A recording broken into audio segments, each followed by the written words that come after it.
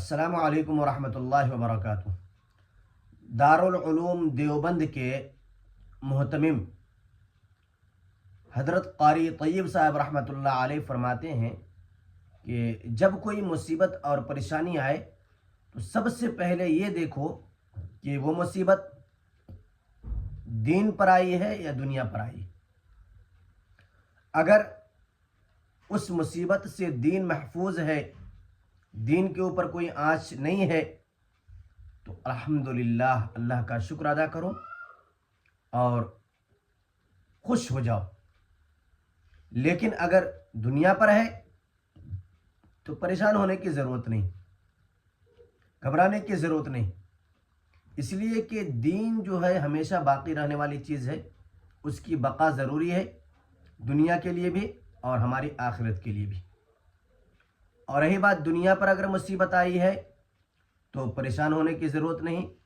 جس طریقے سے دنیا فانی ہے، اسی طریقے سے دنیا کے اندر جتنی چیزیں ہیں، دنیا کی خوشی، دنیا کی جوانی، دنیا کی مالداری اور دنیا کا غم، دنیا کے حالات، دنیا کی مصیبت، جتنی چیزیں دنیا کے اندر ہے سب فانی، چاہے آج جائے یا پھر بعد میں جائے۔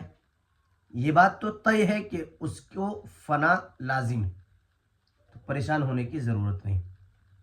ویسے بھی وہ چیز فنا ہو جانے والی ہے، ختم ہو جانے والی ہے۔